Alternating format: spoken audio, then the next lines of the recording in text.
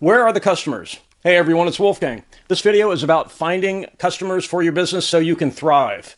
The easiest way to look at this is we want to find the largest population we can sell to increase the number of customers we can create. As an example for this video, we're going to assume you operate a service business.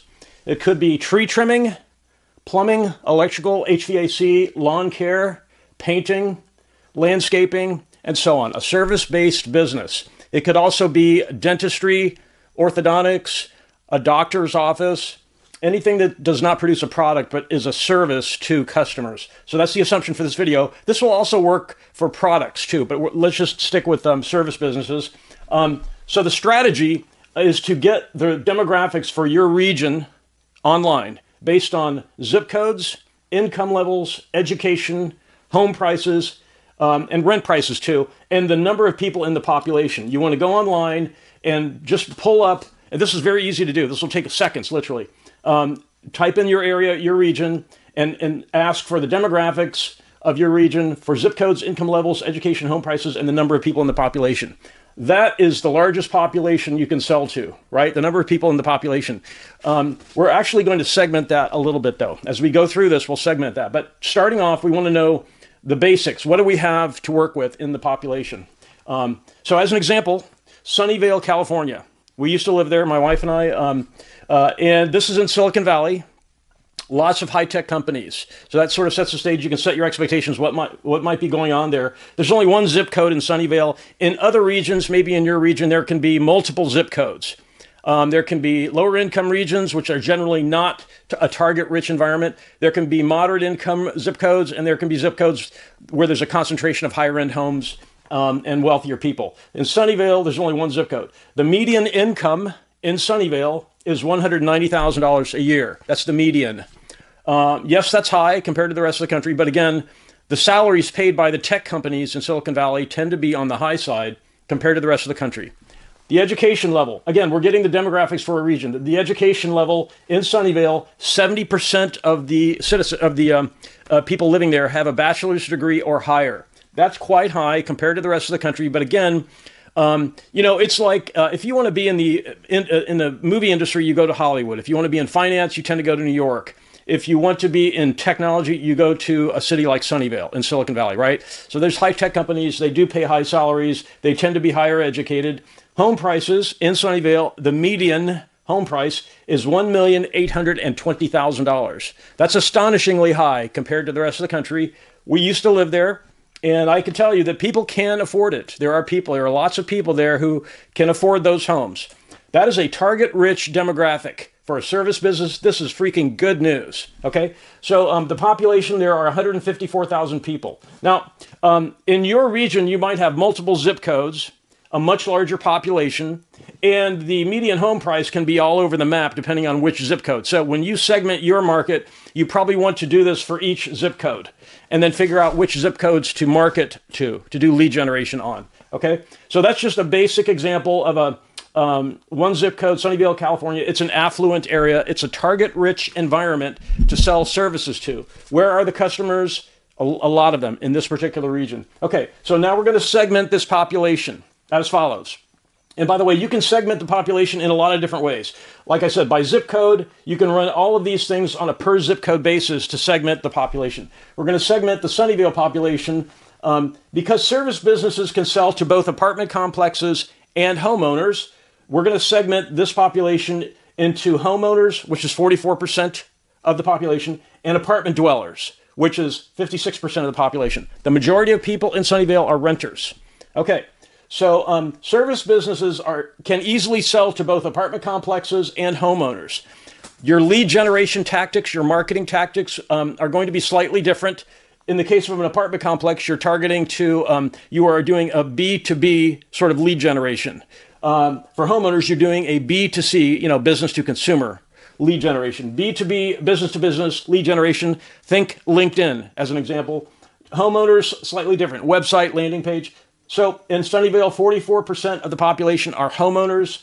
56% are apartment dwellers. That's going to be our segmentation. This is just a first pass introduction to what segmenting a market looks like. We're trying to figure out who our customers are, where they are, We have the majority in apartments and apartment complexes. So we are going to market to our services, whatever service we're in, we're going to target these apartment complexes. We're going to also target homeowners. And again, Sunnyvale is a target-rich customer segmentation. There are no low-income areas. We used to live there. You cannot find a low-priced home there. It's not like other parts of the country where there are several zip codes and there are different income levels per zip code. It's not like that. It tends to be a really basic case. It makes this video pretty easy to present because there's no low-income areas. Now, I have to say that in lower income areas, those people tend to be DIY, do-it-yourself types. They're more hands-on. They tend to do most of their own work themselves, including things like working on their own cars instead of paying a shop to do it. So the lower income areas, they tend to be more hands-on, and they're not necessarily the best source for customers. That's not a knock on the lower income areas. Those people actually tend to have more hands-on knowledge than the affluent people. If you ask an affluent person to change the oil in the car, they're probably going to say, I'm going to take it to the shop. I'm going to take it to Jiffy Lube. They're not going to get under the car, put it up on blocks, and drop the oil drain plug. So it's not a knock on lower income areas. I'm trying to explain where to find the customers. It's generally not going to be in lower income areas. They tend to cut their own grass. They will probably not hire tree trimmers, and so on. So you get the idea. So the first pass customer segmentation, as I said, apartment complexes and homeowners. Okay? So that's the setup. Now we're going to create lead generation campaign for each of those two segments. I'm going to refer to my notes because I couldn't fit everything on the board. So the lead generation will include the following: digital ads, pay-per-click on Google, social media, LinkedIn and Facebook, having a company website. You're going to have a company website for both of these segments. Right, you're going to have a company website so that any potential customer from these segments can find your website, and you'll have a landing page. Company website with search engine optimization. If you don't know what SEO is, look that up, and you can hire someone to do the search engine optimization for your website, or you can learn to do it yourself. It's not that difficult. You want to also have a single landing page. When you place digital ads, like pay-per-click ads, you want to direct the people who respond to a landing page and collect their email, and then you will collect a bunch of emails and conduct an email marketing campaign to the people who responded to your ad and clicked through to the landing page. And then you should also have a door knocking campaign, door hangers. You know what those are? You get those on your door for homeowners. For apartment complexes, that could be a door knocking. That could be a present yourself to the apartment complex management and offer your services. Now, you have to set your expectation. This is a target-rich environment, right? Sunnyvale is. And the number of people you will sign up will vary depending on how long you've been in business, because they'll check that. What your reputation is, they will also check that. And what you charge, they will check that. So to get your foot in the door, if you're just starting out, you can offer a cut rate, a low introductory rate for first-time customers to get your foot in the door. And then, work hard to hire well and to do a good job for your customers so that you can get good reviews, and also so that you can get referrals. Okay, so we've gone through this process. Where are the customers? We started off by getting the region's demographics. The example is Sunnyvale, California. We segmented the population into apartment complexes and homeowners, and that was the first pass. And then we created these lead generation techniques or tactics to market to these customer segments. After 3 to 6 months running your lead generation tactics, you should assess where the highest profit customers are in your region. It can be different for every region. Figure out where the highest profit customers are. For Sunnyvale, that's probably going to be homeowners. You might think, okay, but 56% of the population lives in apartments, right? But there are fewer apartment complexes than there are homes. There are many more people living in single-family homes. And so there's a lot more single-family homes than apartment complexes. So you get the idea. So after 3 to 6 months running your lead generation campaign, assess where the highest profit customers are, and then adapt your lead generation and your time so that 75% of that is spent on that most profitable segment. We started off by segmenting the market into apartment complexes and homeowners. We could find out that homeowners are the most profitable segment. It's going to depend on your region. And it's going to depend on those numbers. So you'd want to adapt all your efforts so that your time, your investment of time, and the money you spend on pay-per-click ads and so on, that 75% of that is targeted at the most profitable segment. and then every year redo that segmentation exercise. Is it going to change very much from year to year? Usually probably not that much of a change. However, if there are massive layoffs, a lot of people will move into apartment complexes. We saw that when we lived there. We were operating business there in Sunnyvale. We saw a lot of people, no longer owning a home and moving into an apartment. So the percentages here changed, and they can change depending on the economy. If the economy is going gangbusters, there are a lot of people buying homes, and so that can shift. So you want to redo the segmentation every year and figure out where your most profitable customers are, which segment. In this case, is it homeowners? Is it apartment complexes? So you should adapt your lead generation, the money you spend on these lead generation tactics, and the time your company spends on lead generation each year. Make an annual plan. Okay, we now know that 20% of the people lost their homes because Silicon Valley had layoffs and they moved into an apartment.